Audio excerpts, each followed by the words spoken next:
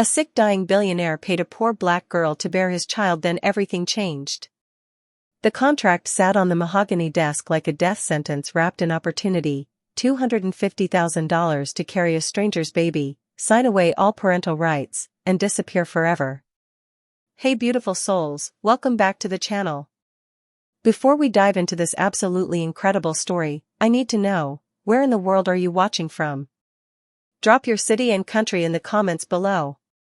And hey, how are you doing today? Really, I want to know. Also, quick question, have you subscribed yet? Because if you haven't, you're missing out on stories that will absolutely change how you see the world. Hit that subscribe button right now, and let's get into this journey together.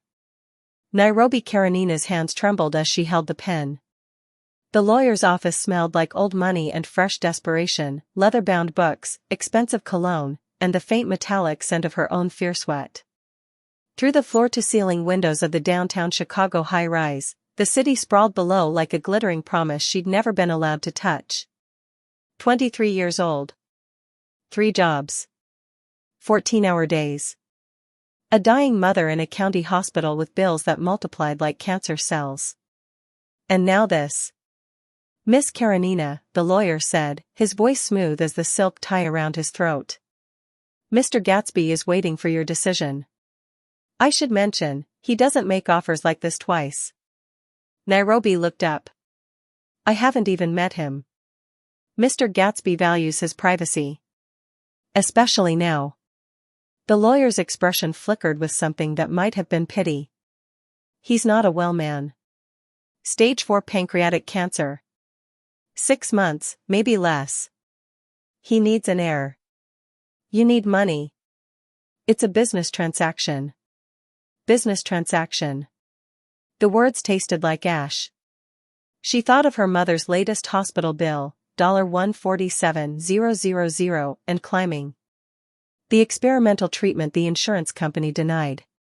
The way Mama's hands shook when she tried to hide the pain.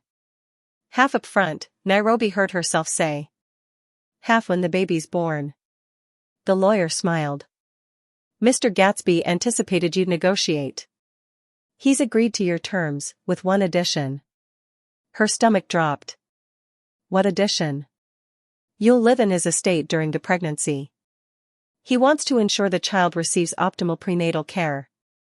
The lawyer slid another document across the desk. You'll have your own wing. Private staff. The best doctors money can buy. You'll want for nothing. Except my freedom. Freedom is negotiable when your mother has 3 weeks before the hospital pulls her from treatment. The words hit like a physical blow because they were true. Nairobi picked up the pen again.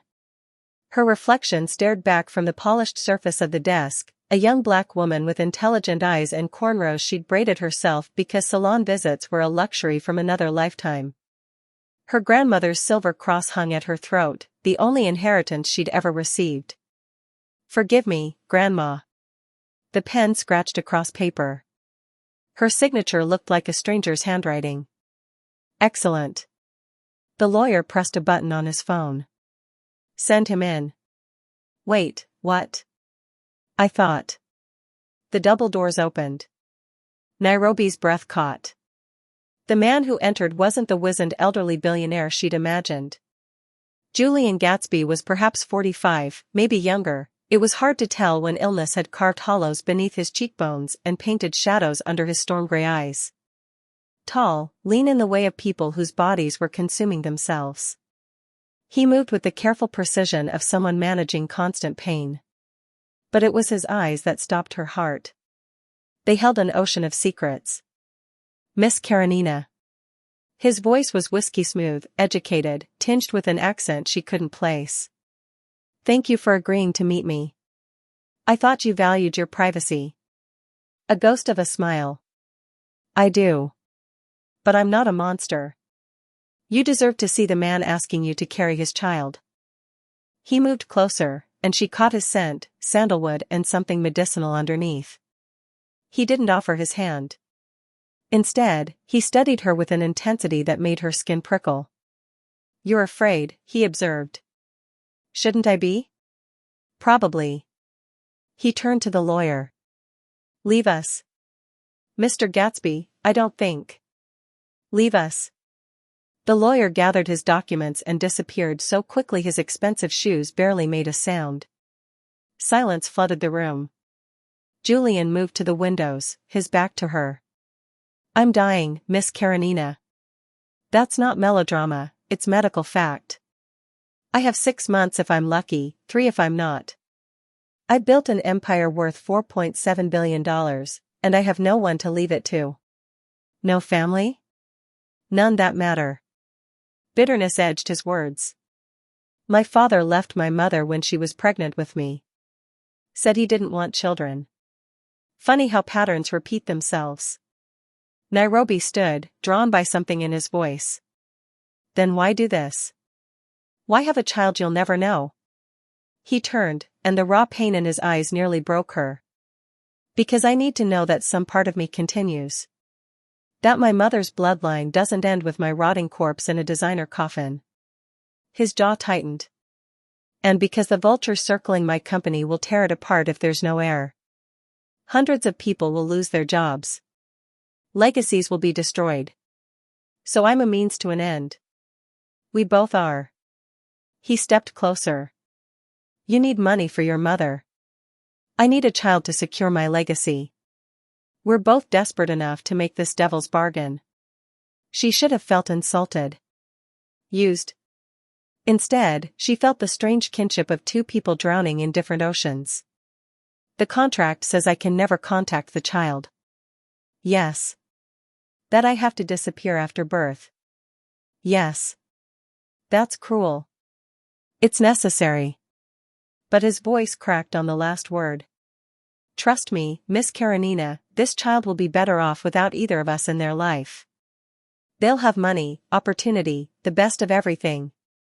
What do we have to offer? A dead father and a poor mother? The words should have hurt. Instead, they felt like a confession. When do we start? Nairobi asked quietly. Julian's eyes widened slightly, surprise flickering across his carefully controlled features. The medical team is ready. They'll need to run tests, ensure you're healthy enough for IVF. IVF? His expression turned cautious. You thought. Miss Karenina, this is purely medical. We'll never touch. The procedure will be conducted by the finest reproductive specialists in the country. Relief and something else, something she didn't want to name, washed through her. Oh. Disappointed? A dangerous edge entered his voice. Relieved. Liar. Her head snapped up. Excuse me? Julian moved closer, near enough that she could see the gold flecks in his gray eyes, the way his hands trembled slightly before he fisted them. You felt it too. When I walked in. The pull. I don't know what you're talking about. Another lie. He didn't touch her, but she felt the heat of him. This is going to be complicated, Miss Karenina. Because chemistry doesn't care about contracts or business arrangements or the fact that I'm dying. Then we ignore it. Can you? His gaze dropped to her mouth, and her breath stuttered. Can you really? The air between them crackled with electricity. Nairobi's heart hammered against her ribs. This was wrong, all of it. She was supposed to be a surrogate, a transaction, nothing more. But the way he looked at her. We have to, she whispered. Julian stepped back abruptly, and the temperature in the room seemed to drop 10 degrees. You're right. The medical team will contact you tomorrow. In the meantime, he pulled a black card from his pocket and held it out. For your mother's treatment. Whatever she needs. No limits. Nairobi stared at the card like it might bite her. The contract said half up front. Consider this a signing bonus. Your mother shouldn't suffer while we wait for lawyers to process paperwork. She took the card with numb fingers. It was still warm from his pocket. Why? The question escaped before she could stop it. Why me? You could have picked anyone. Models, actresses, women with perfect genetics. I saw your essay. Nairobi blinked. What? For the scholarship you applied to. The one you didn't get. Julian's expression softened. You wrote about your grandmother. How she raised you after your father left. How she taught you that worth isn't measured in dollars but in the lives you touch. How she died because she couldn't afford her heart medication, and you vowed no one else you loved would die from poverty. Tears burned behind Nairobi's eyes. How did you? I fund that scholarship program. I read every application personally. He moved toward the door, then paused. You asked why you? Because you understand loss. Because you know what it's like to be powerless. And because when I read your words, I thought, if my child could have even a fraction of this woman's heart, they might actually turn out decent. The door closed behind him with a soft click.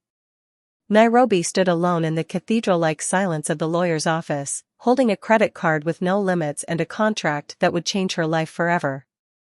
Outside the windows, Chicago glittered with possibility and danger. And somewhere in this city, a dying billionaire was gambling everything on a poor black girl he'd chosen from a stack of scholarship applications. Nairobi looked at her signature on the contract, then at the black card in her palm. What have I done? But she knew the answer. She'd made a deal with a beautiful devil to save her mother's life. Now she just had to survive it. 3 days later, Nairobi stood in front of a wrought iron gate that looked like it guarded heaven itself. Or maybe hell. She hadn't decided yet. The Gatsby estate sprawled across 15 acres of Chicago's most exclusive suburb, all manicured gardens, marble fountains, and the kind of old money that didn't need to announce itself. The mansion rose from the landscape like something out of a fairy tale, if fairy tales came with security cameras, armed guards, and NDAs thick enough to stop bullets. Miss Karenina. A woman emerged from the gatehouse, 60-ish, black, with silver-streaked hair pulled into an elegant bun and eyes that missed nothing. I'm Dorothy Hinkle, the estate manager. Welcome to Thornfield. Thornfield? Nairobi hefted her single-battered suitcase. The house has a name? Mr. Gatsby's mother named it. She had a fondness for classic literature. Dorothy's expression softened slightly. Come. I'll show you to your wing. Your wing. As if Nairobi had ever lived anywhere that had more than one bathroom, let alone wings. They walked through gardens that probably cost more to maintain than Nairobi's childhood home. Dorothy kept up a steady stream of information, meal times, house rules, staff schedules, but Nairobi's attention snagged on the windows of the main house. Was he watching? Mr. Gatsby is in the city today, Dorothy said, as if reading her mind. Business meetings. He'll return this evening. I wasn't. Of course you were wondering, child. You'd be foolish not to. Dorothy stopped at a side entrance framed by climbing roses. Let me be clear about something. I've worked for the Gatsby family for 32 years. I knew Julian's mother, God rest her soul. Watched him grow from a boy into a man. And I've never seen him look at anyone the way he looked at you in that lawyer's office. Nairobi's heart stuttered. You were there? The cameras, dear. Mr. Gatsby reviews all his important meetings. Dorothy's gaze sharpened. He's dying. That's not gossip, it's fact. And dying men make desperate choices. Some good. Some catastrophic.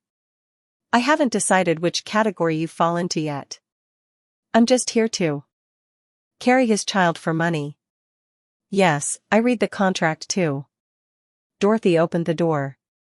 But contracts don't account for chemistry. Or for the fact that Julian hasn't smiled, really smiled, in 3 years. Not since his diagnosis. They entered a hallway that smelled like lemon polish and fresh flowers. Oil paintings lined the walls, expensive originals that Nairobi recognized from her art history classes.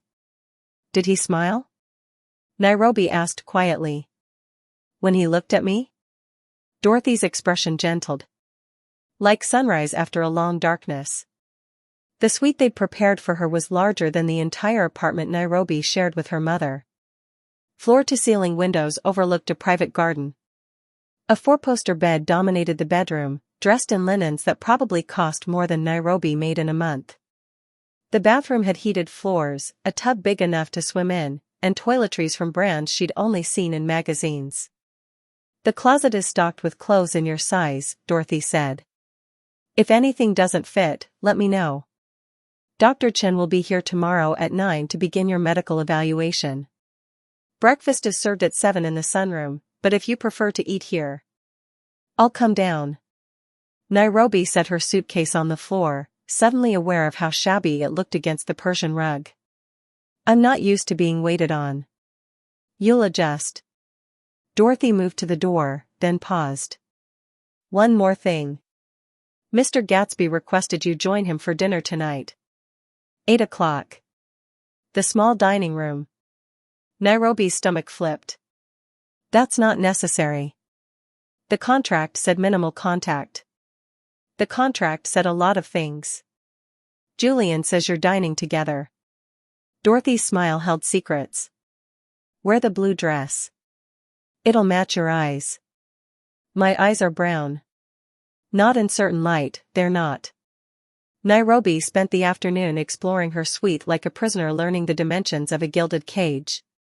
She called her mother from the balcony, watching clouds drift over the gardens. "Baby, you sure you're all right?"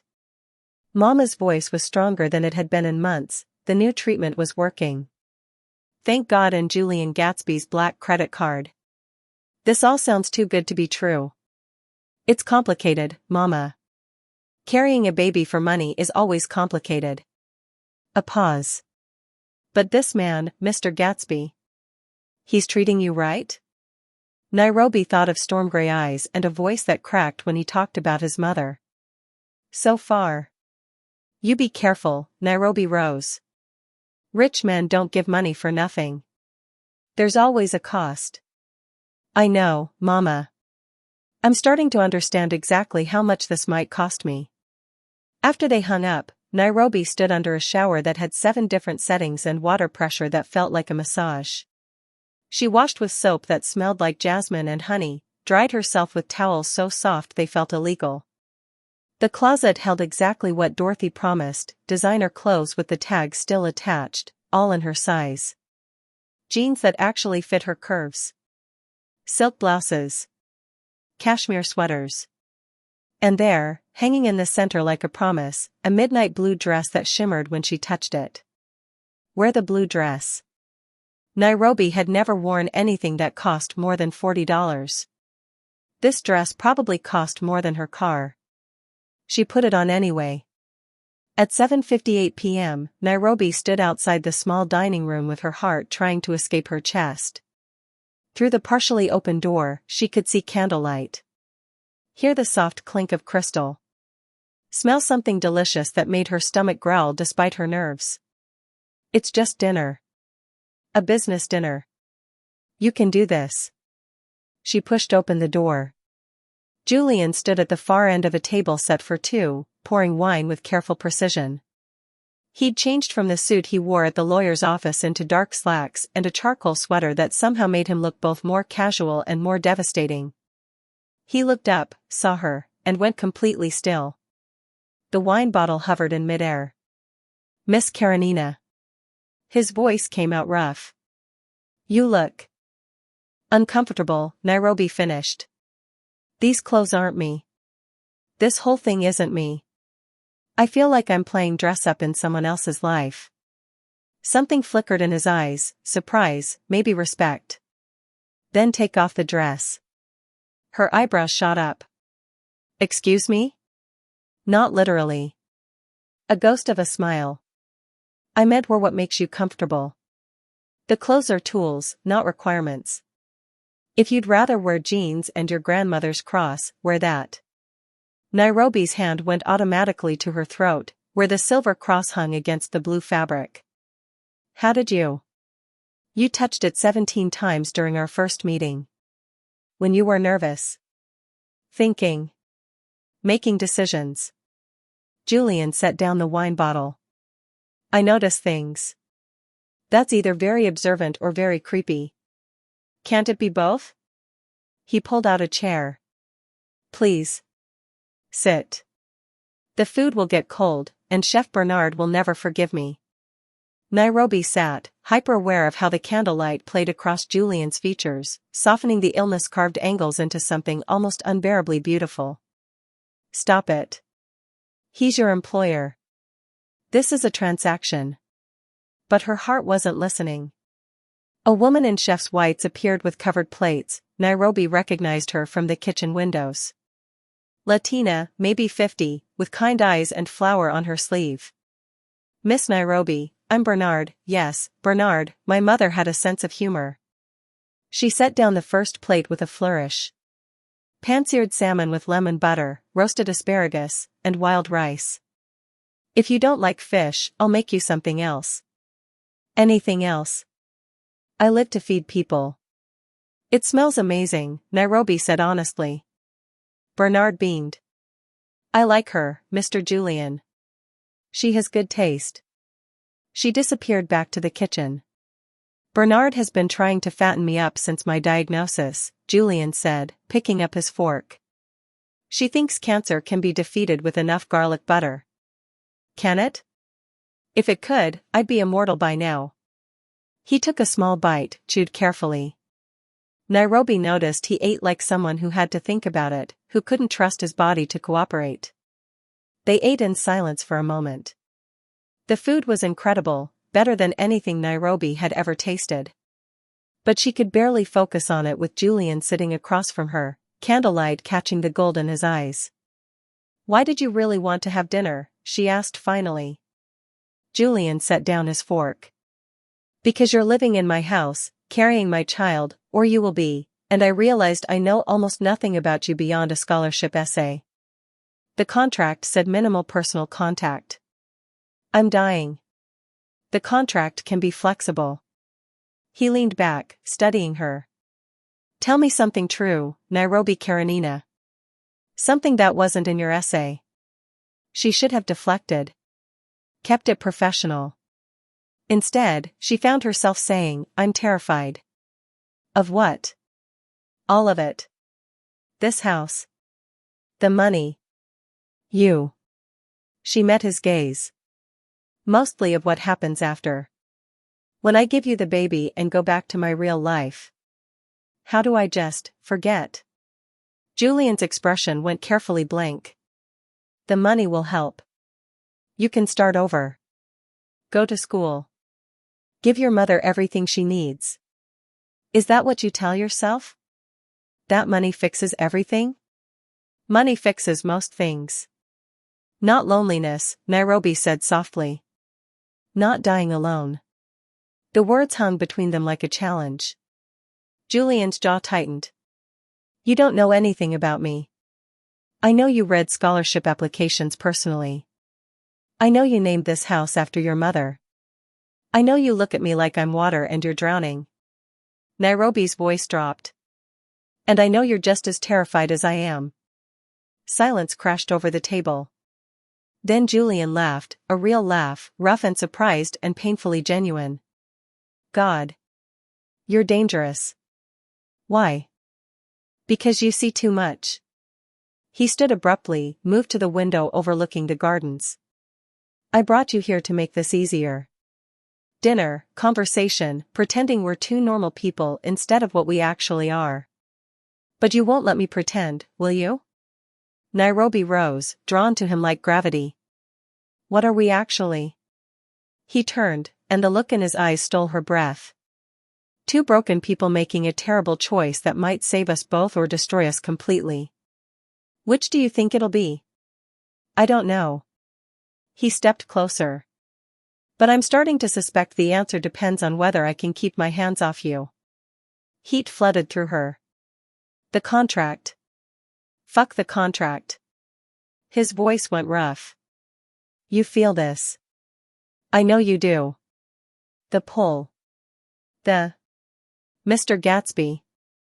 Dorothy's voice cut through the tension like a knife. She stood in the doorway, her expression carefully neutral. Your 10 o'clock call is ready. The investors from Singapore. Julian closed his eyes briefly. Tell them 5 minutes. They've been waiting 5 minutes. Dorothy disappeared. Julian turned back to Nairobi, and the raw hunger in his face made her knees weak. This is a mistake. Everything about this is a mistake.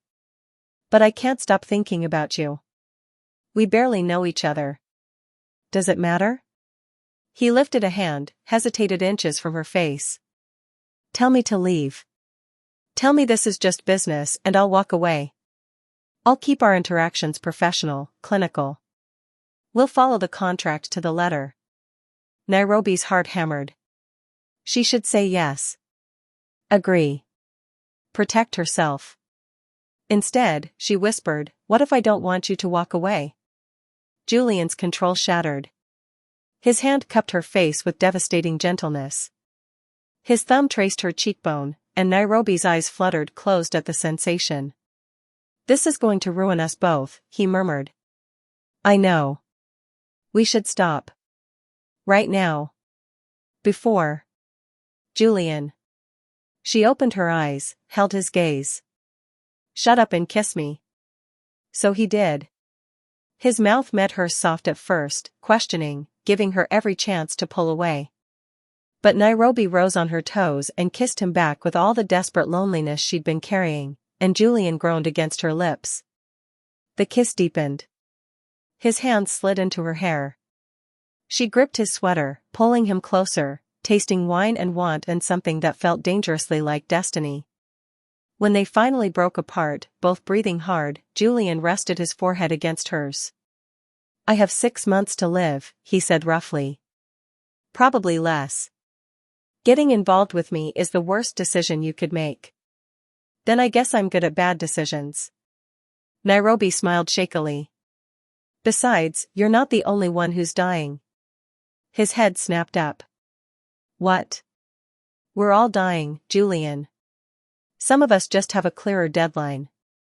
She touched his face, feeling the stubble rasp against her palm. The question isn't how long we have. It's what we do with the time we've got. Julian stared at her like she'd just rewritten his understanding of the universe. Who are you? He whispered. I'm the girl who's going to carry your baby and probably break your heart. Nairobi stepped back before she could do something stupid like kiss him again. Now go take your call. Your investors are waiting. She walked to the door on shaking legs. Nairobi. She turned. Julian stood in the candlelight looking devastated and hopeful and terrified all at once. Tomorrow. Breakfast. 7 a.m.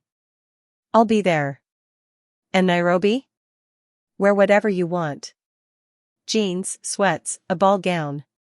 I don't care. His voice cracked. Just be you. Nairobi made it back to her suite before her knees gave out. She sat on the edge of the massive bed, touching her lips where Julian's mouth had been, and tried to remember all the reasons this was a terrible idea. The contract. The money. The fact that he was dying. The fact that she was supposed to carry his baby and disappear. But all she could think about was the way he'd looked at her. Like she was hope incarnate. Like she was the answer to a prayer he'd stopped believing would be answered. Her phone buzzed. A text from an unknown number. I can't stop thinking about you either. Jay. Nairobi smiled despite herself. Typed back. We're in so much trouble. I know. Worth it though. Is it? 3 dots appeared. Disappeared. Appeared again. Ask me in 6 months. But they both knew he might not have 6 months. Nairobi set down her phone and stared out at the gardens, at the mansion that was now her home, at the impossibly complicated situation she'd walked into. She'd come here to save her mother's life. She hadn't expected to lose her heart to a dying billionaire in the process. And somewhere in this massive house, Julian Gatsby was probably thinking the exact same thing. The medical clinic smelled like sterile hope and expensive promises. Dr. Vivian Chen, late 40s, sharp-eyed, with hands that moved with surgical precision, reviewed Nairobi's test results with the kind of focus that made nuclear physicists look casual. "Everything looks excellent," Dr. Chen said, clicking through screens. "You're in perfect health for the procedure. We can begin the IVF process next week." Nairobi sat on the examination table, paper crinkling beneath her. Julian stood by the window, hands in his pockets, looking anywhere but at her. They hadn't been alone since the kiss 2 nights ago. He'd sent texts. She'd responded. But at breakfast yesterday, Dorothy had been present. At dinner, Chef Bernard had stayed to describe every ingredient in excruciating detail. And this morning, they'd driven to the clinic in loaded silence. However, Dr. Chen continued, her expression shifting. "I need to discuss something with both of you."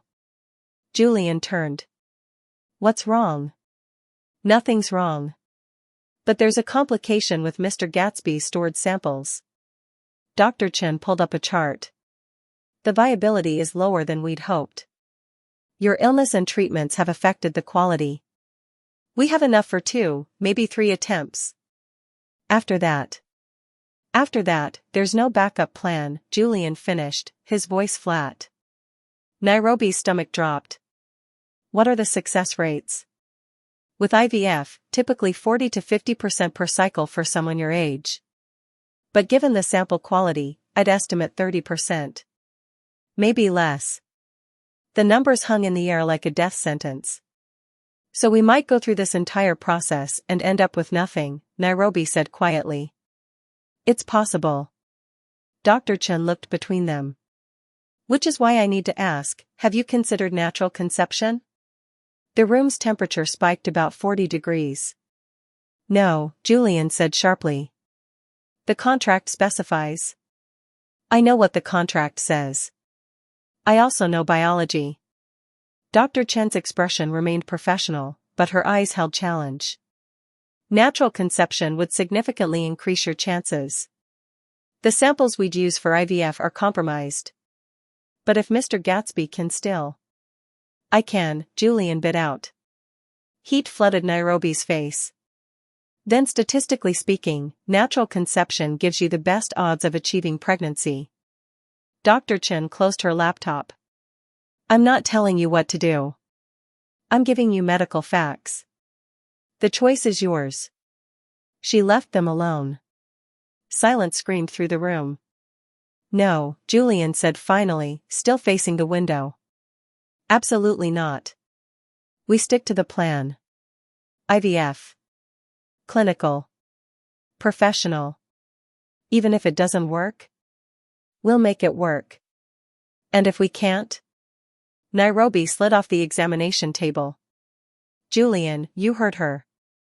2, maybe 3 tries. What happens when you run out of time?" He spun to face her, and the anguish in his expression nearly broke her. "What are you suggesting?" That we. I'm suggesting we consider our options. The option you're talking about means breaking every boundary we set. It means," he ran a hand through his hair. "Christ, Nairobi. It means us. Together. Do you have any idea how dangerous that is? More dangerous than wasting the only chances we have?" Julian crossed the room in 3 strides, stopping inches from her. "If we do this, if we cross that line, there's no going back. No pretending this is just business. No protecting ourselves from what happens after. Maybe I don't want to be protected." His eyes searched hers. "You should. Because I'm dying, and getting close to me is like falling in love with a ghost. You're not dead yet." Nairobi. 6 months, Julian. You said you have 6 months. Some people don't get 6 days. 6 hours. She stepped closer. "What if we stopped treating this like a prison sentence and started treating it like time? Time for what? For whatever this is between us." Her voice dropped. "You feel it. I feel it. We can keep pretending it's just chemistry, just attraction. Or we can admit that maybe, possibly, there's a reason we found each other." Julian's hand came up, cupped her face with devastating gentleness. You're asking me to be selfish. To take what I want even though I have nothing to offer you. You're offering me right now. Today. Tomorrow. However many days we get. Nairobi covered his hand with hers. That's more than some people ever have. This is insane. Probably. We'll ruin each other. Maybe.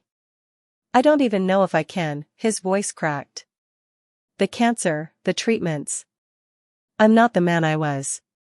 I might not be able to give you what you need. Nairobi pulled his hand to her lips, kissed his palm. There's only one way to find out. Julian's control shattered like glass. He kissed her hard, desperate, like a drowning man finding air. His hands gripped her hips, pulled her flush against him. Nairobi gasped into his mouth and kissed him back with everything she had. When they broke apart, both breathing hard, Julian rested his forehead against hers. If we do this, he said roughly, we do it right. Not some clinical arrangement. Not just biology. He swallowed hard. We try. Really try. For however long we have. What are you saying? I'm saying screw the contract. Screw the rules. Screw everything except this. He pulled back to look at her. I'm saying I want you, Nairobi Karenina. Not as a surrogate. Not as a business arrangement. As what? His thumb traced her lower lip. I don't know yet. But I want to find out. Joy and terror warred in Nairobi's chest. This is crazy. Completely. We're going to get hurt. Definitely. But we're doing it anyway? Julian's smile was crooked, beautiful, heartbreaking. Apparently we're both terrible at self-preservation. They drove back to the estate in charged silence. Julian's hand found hers on the center console. Their fingers intertwined like they'd been doing it for years instead of minutes. I need to tell you something, Julian said as they pulled through the gates. About why I really chose you. Nairobi's heart stuttered. Okay. The essay was part of it. But there was more. He parked, turned to face her.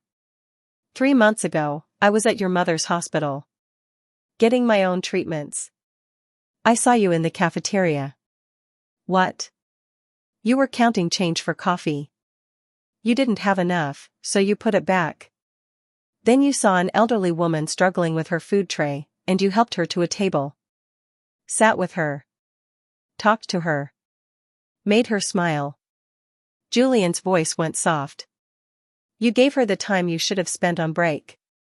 And when you left, I watched you run to your next shift at the bookstore across the street. Nairobi's eyes burned. You saw all that? I saw you. Really saw you. This beautiful, kind, exhausted woman who gave everything she had to everyone else. He lifted her hand to his lips. And I thought, if I could give my child just one gift, it would be a mother with a heart like hers. Julian. I know you signed away parental rights. I know the plan. But Nairobi? His eyes held hers. I'm changing the plan. To what? I don't know yet. But it doesn't involve you disappearing. He kissed her knuckles. It can't. Because I don't think I could survive watching you walk away. The confession hung between them like a vow. We have 6 months, Nairobi whispered. Then let's make them count. That night, Julian came to her suite. Not for sex, not yet. Just to sit on her balcony under the stars and talk like two people learning each other's languages. He told her about his mother. How she'd raised him alone after his father left. How she'd worked 3 jobs to send him to college. How she'd died of an aneurysm the day he made his first million, too late to save her. Nairobi told him about her grandmother. The Silver Cross. The way Grandma used to sing hymns while cooking. How she died because insulin cost more than rent. We're both orphans, Julian said quietly. Trying to create something that outlasts us. Maybe that's why this feels right. Even when it's wrong. He pulled her close, and she curled into his side like she'd been made to fit there. Nairobi? I'm glad it's you. She tilted her head up to look at him. Me too. They fell asleep on the balcony, tangled together under the stars. And neither of them saw the car parked down the road. Or the camera lens pointed at the estate. Or the woman in the driver's seat, her face twisted with rage as she watched Julian Gatsby hold another woman in his arms. Nairobi woke to an empty balcony and a note on expensive cardstock. Had to fly to New York. Emergency board meeting. Back tonight. Dinner? Jay. She smiled despite the disappointment, then saw the second line. P.S. I'm already missing you. This is a problem. Her phone buzzed. A text from an unknown number with a Chicago area code. Stay away from Julian Gatsby. This is your only warning. Nairobi's blood went cold. She screenshot the message, sent it to Julian. 3 dots appeared immediately. Ignore it. Probably reporters. I'll handle it. You sure? Trust me. See you tonight. But unease settled in her stomach like stones. At breakfast, Dorothy set down coffee with knowing eyes. You look worried. Someone texted me. Told me to stay away from Julian. Dorothy's expression didn't change. Did they now? You don't seem surprised. Child, Julian Gatsby is worth billions. Half of Chicago wants access to him, the other half wants to destroy him. Dorothy refilled the cup. Question is, which half sent that message? Before Nairobi could answer, the doorbell chimed. A woman's voice echoed through the foyer. Sharp, cultured, furious. I don't care if he's in New York. I'll wait. Dorothy's face went tight. When did he tell you that? Nairobi's voice came out steadier than she felt. Evelyn's smile widened. Last week. When he came to my apartment. Lies. Had to be lies. But doubt crept in like poison. Get out, Dorothy said. Now. Before I have you arrested for trespassing. I'm trying to help her. Evelyn's eyes gleamed. He's dying, sweetheart. And when he does, that baby gets everything. You think his family will let some nobody from the South Side raise a Gatsby heir? They'll bury you in lawsuits until you disappear. Julian doesn't have family. Is that what he told you? Evelyn laughed. God, you're even more naive than I thought. He has cousins. Lawyers. A board of directors who'll fight tooth and nail to control that child. She headed for the door, then turned back. Enjoy your fairy tale while it lasts. But remember, Cinderella always ends up back in the ashes. The door slammed behind her. Nairobi stood frozen, Evelyn's words echoing in her head. Fiancé. Using you. Incubator. You're gone. It's not true, Dorothy said quietly. Most of it, anyway. Most? Dorothy sighed. They were engaged. Briefly. Julian broke it off after his diagnosis. Said it wasn't fair to tie her to a dying man. And last week? She's been calling. Showing up. Julian's been avoiding her. Dorothy touched Nairobi's shoulder. But he hasn't seen her. I'd know. Would you? Julian called at noon. Did Evelyn come to the house? So he knew. Yes. Nairobi, whatever she said. Were you engaged? Silence. Then, yes. 2 years ago. I ended it when I got sick. Why didn't you tell me? Because it didn't matter. She's my past. He stopped. I'm what, Julian? You're everything I didn't know I needed. His voice cracked. Please don't let her poison this. Did you see her last week? No. I swear. She's been harassing my office, but I haven't. A woman's voice in the background. Distant but clear, Julian, the car's waiting. Female. Intimate. Who's that? Nairobi asked. My assistant. Nairobi. I need to go. Don't. Please. Let me explain. She hung up. He called 17 times. She ignored all of them. At 6 p.m., Dorothy knocked. He's on his way back. Helicopter. He'll be here in 20 minutes. Tell him I'm not feeling well. Tell him yourself. He's terrified he's losing you. Maybe he should be. Dorothy's expression softened. You love him already. Don't you? Nairobi's eyes burned. I barely know him. That's not what I asked.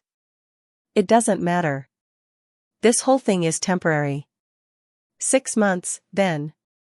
Then what? You think love follows a timeline? Dorothy sat beside her. I watched Julian's mother love his father for 20 years after he left. Watched her wait for a man who never came back. And I swore I'd never let Julian make her mistakes. What mistakes? Loving someone who couldn't love her back.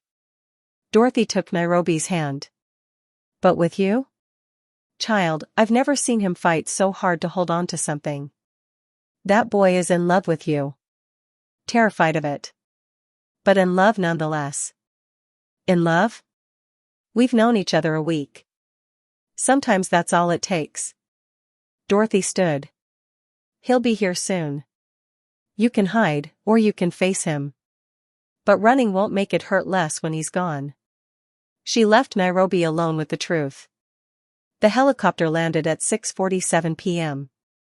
Nairobi watched from her window as Julian climbed out, still in his suit, moving fast despite the pain it must cause.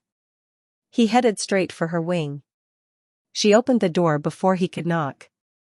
They stared at each other. I'm not engaged, Julian said. I'm not seeing Evelyn. And I sure as hell am not using you. Then what am I? You're the woman I can't stop thinking about. The one who makes me want to fight this disease instead of accepting it. The one who, he stepped closer. The one I'm falling in love with, even though it's insane and impossible and completely terrifying. Nairobi's breath caught. Julian. I know it's too soon. I know we barely know each other. But Nairobi, I don't have time for slow. I don't have time for careful. His hand cupped her face. I have now. Today. And I want to spend every second of it with you. What about your family? The lawyers? Everything Evelyn said about them taking the baby. Let them try. His voice turned to steel. That baby is yours as much as mine. And I'll make damn sure my will protects you both. You can't promise that. Watch me. He kissed her then, soft and desperate and full of promises he might not live to keep. And Nairobi kissed him back, knowing she was falling for a man on borrowed time. When they broke apart, Julian rested his forehead against hers. Stay with me tonight, he whispered. No expectations. Just, stay. So she did. And neither of them noticed the new message on Nairobi's phone. You were warned. Now you'll pay. The next few weeks were a dream. They fell into a rhythm that felt less like a contract and more like a life. Breakfasts in the sunroom, walks in the garden, quiet dinners where they talked about everything and nothing. He taught her chess, she taught him the lyrics to 90s R&B songs. For the first time, Nairobi saw glimpses of the man Julian was before the illness, witty, brilliant, with a laugh that made her entire body light up. And he saw her not as a surrogate, but as the woman who made him forget he was dying. One rainy afternoon, they were curled up in his library. He'd just finished a call with Dr. Chen about a new medication regimen to manage his symptoms. A courier delivered the bottle. Here we go, Julian sighed, shaking 2 pills into his hand. Time for my daily dose of feeling like hell. Does it have to? Nairobi asked, taking the glass of water from him. You seemed fine all morning. It's the cancer, Nairobi. It's unpredictable. He swallowed the pills. Within the hour, it started. A cold sweat. A tremor in his hands. He grew pale, his breathing shallow. It's worse today, he mumbled, leaning his head back. Nairobi put a cool cloth on his forehead, her heart aching. But as she did, a thought struck her. A cold, terrifying thought. It was always like this. He'd be having a good day, a clear day. Then he'd take his pills, and the sickness would descend like a shroud. Julian, she said slowly. What if it's not the cancer? What if it's the medication? Don't be ridiculous. Vivian, Dr. Chen, is the best in her field. These are supposed to help. But they don't. They make you sicker. Every single time. He looked at her, his eyes clouded with pain and disbelief. She's trying to save my life. Is she? While he was in the bathroom, overcome with nausea, Nairobi's hand shook as she picked up the prescription bottle. The name of the drug was long and unfamiliar. She snapped a quick picture with her phone. Later, while he slept, she locked herself in her suite and fell down a rabbit hole of medical journals and pharmaceutical websites. The drug wasn't for pancreatic cancer. It wasn't for pain management. It was a rare medication used in toxicology, an anticoagulant derived from a plant toxin. In small, steady doses, its side effects were insidious and terrifying: chronic fatigue, nausea, weight loss, jaundice, severe abdominal pain. Symptoms that perfectly mimicked advanced pancreatic cancer. The screen blurred as tears filled her eyes. It wasn't a diagnosis. It was a poisoning. She ran to his room, her heart hammering against her ribs. She shook him awake, shoving the phone in his face. Julian, wake up. Read this. Please, just read it. He blinked, groggy and confused. Nairobi, what? Then his eyes focused on the screen. He read. His face went from confusion to denial, then to a dawning, bone-deep horror. No, he whispered. No, it's not possible. Vivian, she was my mother's doctor. Julian, she's been poisoning you. He grabbed the pill bottle from his nightstand, his hands trembling violently. He stared at it, then at the phone, then at her. The reality crashed down on him, and a ragged sob escaped his throat. All this time, he choked out. I thought I was dying. I'd been saying goodbye. Nairobi wrapped her arms around him, holding him as he shook. You're not dying, she whispered fiercely. You're being murdered.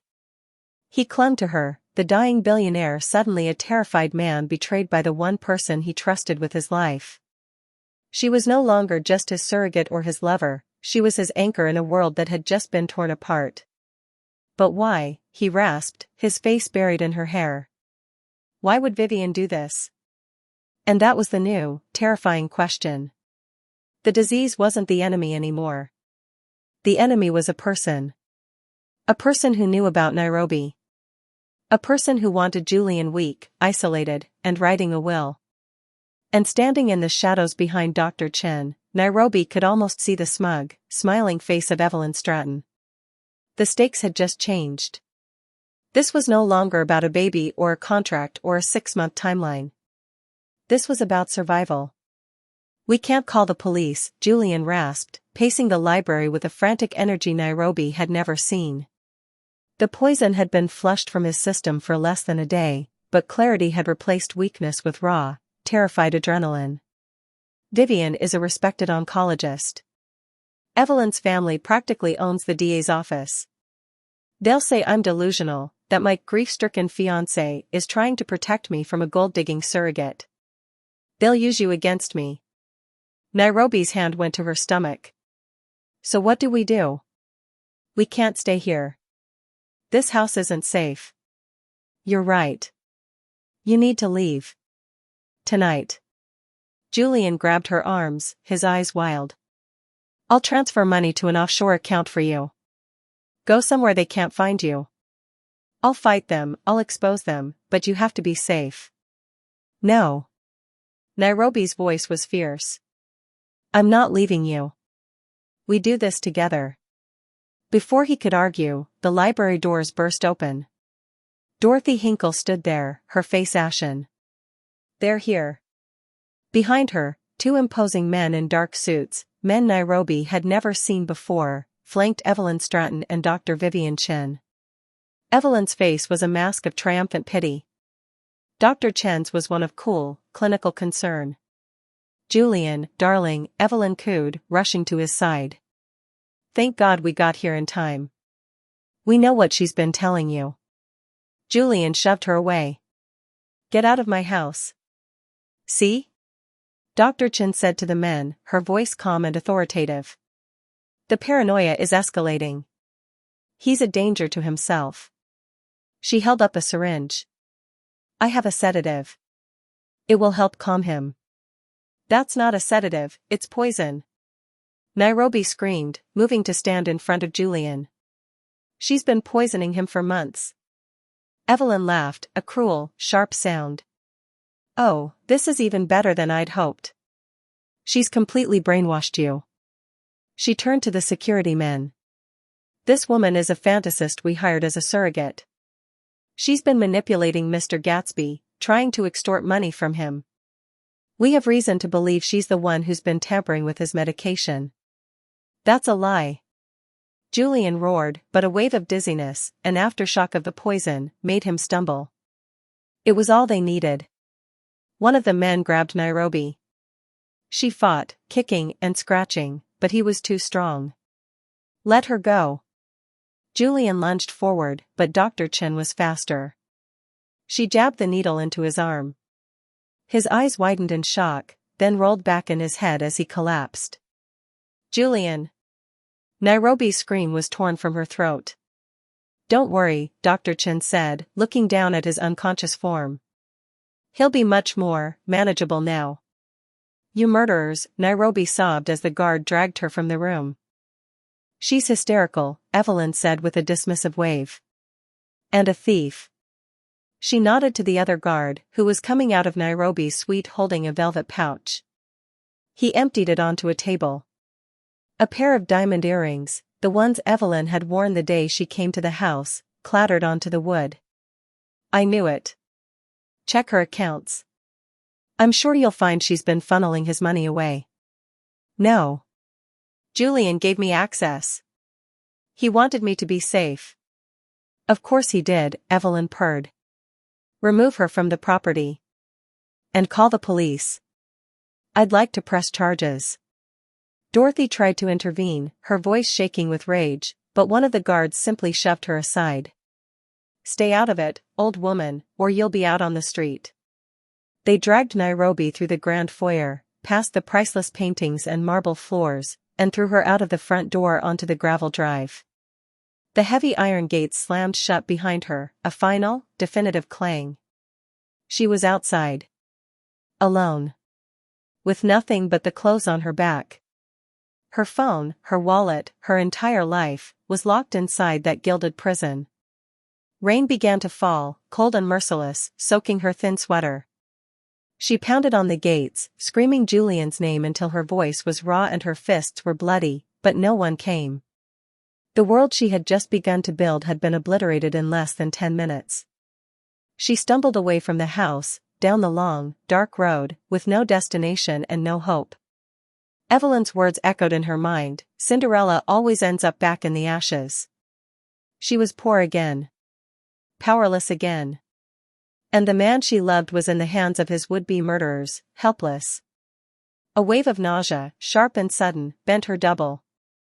She leaned against a tree, gasping. It wasn't the stress. It wasn't the terror. It was something else. Something familiar from her mother's first pregnancy, years ago. Her hand trembled as it went to her flat stomach. The natural plan. The one night they had together, full of whispered promises and desperate hope, before the world came crashing down. It had worked. She was pregnant. And she was utterly, completely alone. Despair, cold and absolute, washed over her. They had taken everything. Her home, her money, her freedom, and the man she loved. Now they would take her child, too. The situation was hopeless. There was no one to call, nowhere to go.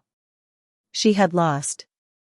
Despair was a physical weight, pressing Nairobi into the cold, wet asphalt of the roadside. It was over. She had lost. Then, a flicker. A tiny, stubborn warmth in her belly. The baby. Their baby. She pushed herself up, mud and rain clinging to her. Her bloody knuckles stung. Evelyn's mistake wasn't throwing her out, it was leaving her alive. It was giving her something to fight for that was more powerful than any contract or bank account. Her despair didn't vanish. It sharpened. It cooled from a blinding panic into a razor's edge of fury. You will not take my child. She had no phone, no money, no one to call. But she had information. She knew the rhythm of the house. She knew that every morning at 5:30 a.m., Chef Bernard's beat-up Ford sedan arrived, bringing fresh produce from the market. Nairobi started walking. Not away, but back. She found a thicket of trees across the road from the service entrance, a spot with a clear view of the gate. And she waited. Hours passed. The rain slowed to a miserable drizzle. The cold seeped into her bones. Every muscle screamed, but she didn't move. She thought of Julian, helpless and drugged. She thought of the life inside her. And she waited. At 5:28 a.m., headlights cut through the dawn mist. Bernard's sedan pulled up to the service gate. Nairobi took a breath and stepped out of the trees, directly into the car's path. The car screeched to a halt. Bernard got out, her kind face a mixture of shock and fear. Miss Nairobi. My God, what happened to you? They took him, Nairobi said, her voice raw. Evelyn and Dr. Chen. They drugged him and locked him in the house. They threw me out. Bernard's eyes darted toward the gate. I don't know what to do. You have to help me. You have to get a message to Dorothy. Nairobi grabbed the older woman's arm. Please, Bernard. Julian's life is in danger. Dorothy will know what to do. Just tell her the blue dress didn't match my eyes. It was a risk. A code based on a single, throwaway comment. But it was all she had. Bernard stared at her for a long moment, then her expression hardened with resolve. I believe you. The way that woman looked at you, pure poison. Get in the car. Hide on the floor in the back. An hour later, Bernard returned to the car, her face grim.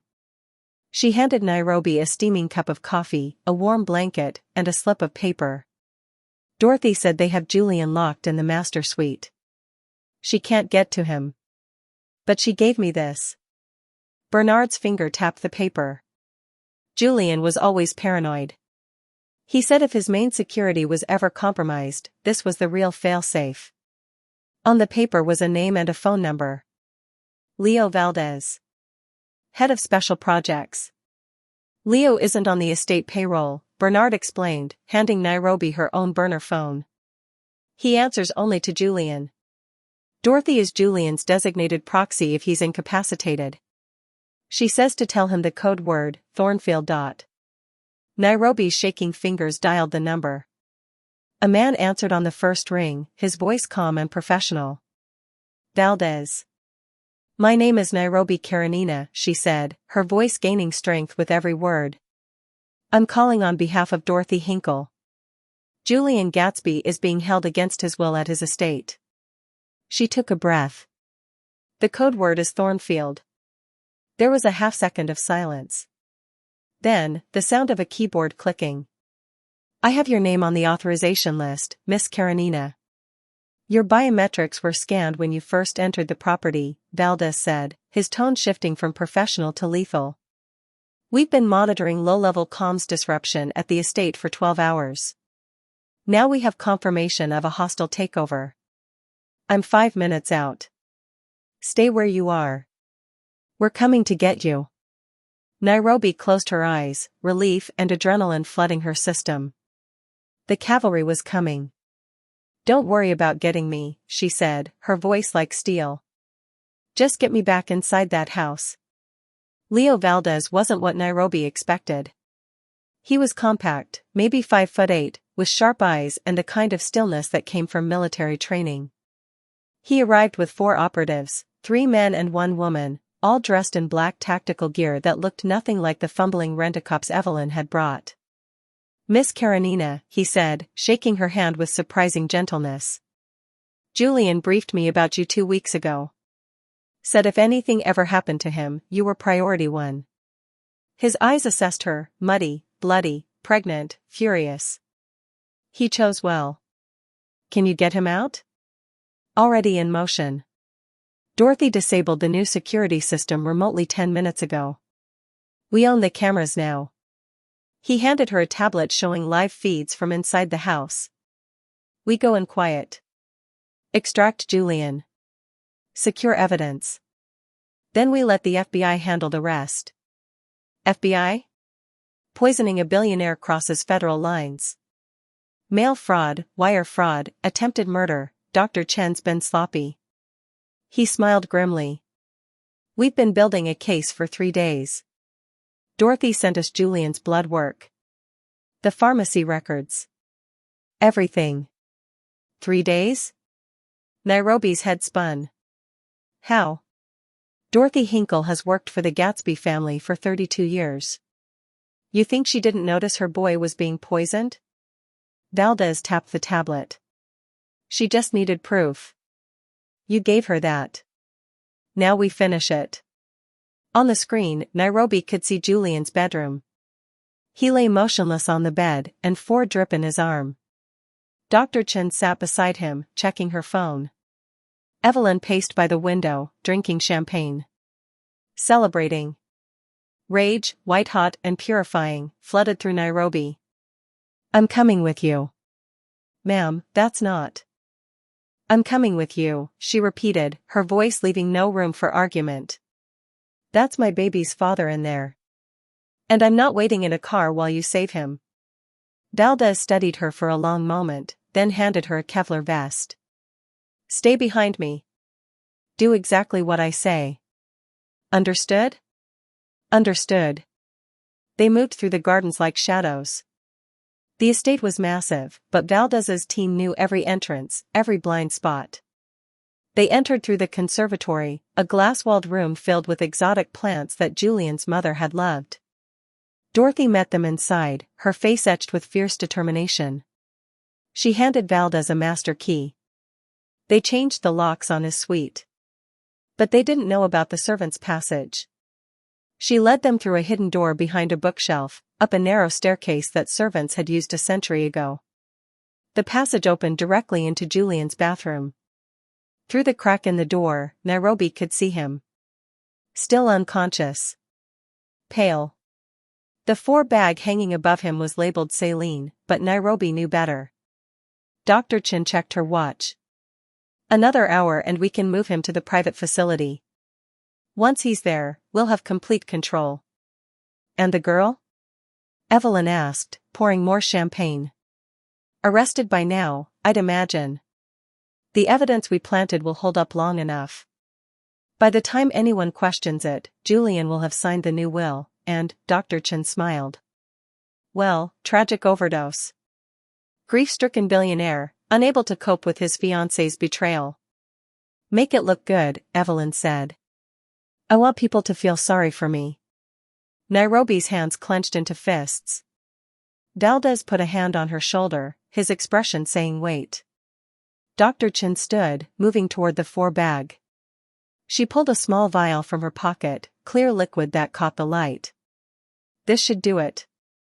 Untraceable. Looks like heart failure. She was unscrewing the 4-port when the bathroom door exploded open. Valdez's team moved with surgical precision. 2 operatives secured Dr. Chen before she could inject the vial. Another had Evelyn against the wall, her champagne glass shattering on the floor. What is this? Evelyn shrieked. You can't, we have rights. You have the right to remain silent, Valdez said calmly, pulling out federal credentials. FBI, Contracted Security Division. Dr. Vivian Chen, Evelyn Stratton, you're under arrest for conspiracy to commit murder, attempted murder, fraud, and about 15 other charges I'm going to enjoy reading to you. Dr. Chen's cool facade cracked. You can't prove anything. Actually, Dorothy said, stepping into the room with a laptop, we can. She turned the screen toward them. 3 months of pharmacy records showing you ordering medications not approved for Mr. Gatsby's treatment. Bank transfers from Miss Stratton's accounts to yours totaling $2.3 million. And my personal favorite, she clicked play on a video file. Evelyn's voice filled the room, once he's dead, I get everything. The company, the money, the estate. And that bitch gets nothing. The video was from 2 days ago. Dr. Chen and Evelyn in the conservatory, thinking they were alone. They hadn't counted on Dorothy's old-fashioned habit of checking the greenhouse cameras for frost damage. Evelyn's face went white. That's illegal surveillance. On private property? Actually, it's completely legal. Valdez smiled. You're done. While the team secured the 2 women, Nairobi ran to Julian's side. She yanked the 4 from his arm and cradled his face in her hands. Julian. Julian, wake up. Please. His eyelids fluttered. Those storm gray eyes opened, unfocused at first, then landing on her face. Nairobi? His voice was rough, confused. You're here. I thought. I'm here. I'm real. Tears streamed down her face. And you're not dying. You were never dying. It was the medication. It was all her. Understanding flooded his expression, followed by a tsunami of emotion, relief, rage, grief for the months he'd lost believing he was doomed. I thought I had 6 months, he whispered, his hand coming up to touch her face like he needed to confirm she was real. I thought. You have a lifetime. She pressed his hand to her stomach. We both do. All 3 of us. His eyes widened. You're pregnant. About 6 weeks. Julian's face crumpled. He pulled her down into his arms and held her like she was the only thing keeping him tethered to earth, his body shaking with sobs. I've got you, Nairobi whispered. I've got you. Behind them, federal agents were flooding into the room. Evelyn was screaming about lawyers. Dr. Chen was silent, her face a mask of defeat. But Nairobi didn't care about any of it. She held the man she loved, the man who was going to live, and felt their baby growing between them, and for the first time in weeks she could breathe. 2 hours later, after the paramedics had checked Julian and declared him weak but recovering, after the police had taken statements and the FBI had hauled Evelyn and Dr. Chen away in handcuffs, Nairobi and Julian sat together in the conservatory. Dorothy brought them tea. Bernard brought them food. Valdez brought them a preliminary report. Dr. Chen had been poisoning Julian for 11 months, ever since Evelyn had approached her with the plan. The scheme was simple: make Julian sick, make him desperate, make him sign over power of attorney to his loving fiancée. Then, once the will was changed and Evelyn was secured as primary beneficiary, Julian would have a tragic, fatal relapse. She would have gotten away with it, Julian said quietly, his hand never leaving Nairobi's. If you hadn't questioned the medication. If you hadn't fought. I had something to fight for. Nairobi leaned her head on his shoulder. We both did. Julian was quiet for a long moment. Then, marry me. Nairobi's head snapped up. What? Marry me. Not because of the baby. Not because of what we just survived. He turned to face her, his eyes clear and fierce. Marry me because in the middle of the worst thing that ever happened to me, you were the best. Because you saw me, really saw me, when I thought I was invisible. Because I love you, Nairobi Karenina, and I don't want to waste another second pretending this is temporary. Julian, we barely know each other. I know you're brave. I know you're brilliant. I know you fought your way back into a guarded estate to save a man you'd known for 3 weeks. He cupped her face. I know that when I thought I was dying, you made me want to live. That's enough. That's everything. Nairobi's grandmother's cross felt warm against her skin. She thought of all the reasons to say no, the chaos, the trauma, the insanity of the past month. Then she thought of the life growing inside her. The man in front of her. The future they could build. Yes, she whispered. Yes, I'll marry you. Julian kissed her like a man who'd been given back his life. And outside the conservatory, Dorothy smiled and quietly closed the door. 1 year later. The Chicago sun streamed through the nursery windows, illuminating dust motes dancing in the air like tiny fairies. The room, once a cold and used guest suite, was now a wonderland of soft creams, warm woods, and happy chaos. Nairobi stood in the doorway, a mug of coffee in her hand, watching. Julian sat on the floor, surrounded by a fortress of colorful building blocks. He was no longer the frail, haunted man she'd met in a lawyer's office. The past year had stripped away the illness, revealing the man beneath. His hair was thicker, his face had filled out, and his storm gray eyes were clear and bright with a joy so profound it still made Nairobi's breath catch. In his lap, 7-month-old Gatsby Karenina clapped her chubby hands together, a gummy, drool-covered smile on her face. She had Nairobi's warm brown eyes and Julian's determined chin. She was perfect. You're building it all wrong, Nairobi said, a smile playing on her lips. The structural integrity is a disaster. It'll never pass inspection. Julian looked up, his face breaking into a grin that made her heart flip. Says the woman who married the architect. This is a postmodern deconstructionist masterpiece, I'll have you know. It's a commentary on the fleeting nature of baby block towers. Maya babbled in agreement, reaching out to grab his nose. He leaned forward, letting her tiny fingers explore his face, and Nairobi's heart swelled. They had married 3 months after the arrests, in a small ceremony in the Thornfield Gardens. Just them, Dorothy, Bernard, Leo Valdez and his team, and Nairobi's mother, who was now in complete remission and had taken to her new role as grandma with a fierce, loving passion that rivaled Dorothy's. The headlines had been sensational. Billionaire's poison plot foiled by surrogate love. Evelyn Stratton and Dr. Vivian Chen had been sentenced to life in prison, their trial a brief, damning affair thanks to the mountain of evidence Leo and Dorothy had compiled. The Gatsby family vultures that Evelyn had threatened Nairobi with turned out to be distant, third cousins who sent a polite, if slightly bewildered, wedding gift. The contract she had signed, the one that felt like a death sentence wrapped in opportunity, was framed and hung in Julian's home office. Not as a reminder of a business transaction, but as a monument to the ridiculous, beautiful, impossible way their lives had collided. Julian met her eyes over their daughter's head. What are you thinking about? Just everything. She walked over and sat on the floor beside them, leaning her head on his shoulder. Maya immediately crawled into her lap. I was thinking about how a year ago, I was sleeping in a bus station, terrified I'd lost you and our baby. And now we're here, he finished softly, wrapping an arm around her. You saved me, Nairobi. In every way a person can be saved. We saved each other. She kissed Maya's downy head, inhaling the sweet baby scent. You gave my mom her life back. You gave me a future I never dreamed of. Speaking of which, Julian said, his voice taking on a new excitement. I have something for you. He reached behind a toy chest and pulled out a thick, leather-bound portfolio. What's this? It's from the Karenina Gatsby Foundation.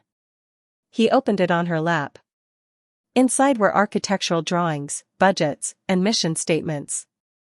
The first project is officially greenlit. The Eleanor Karenina Community Health Center.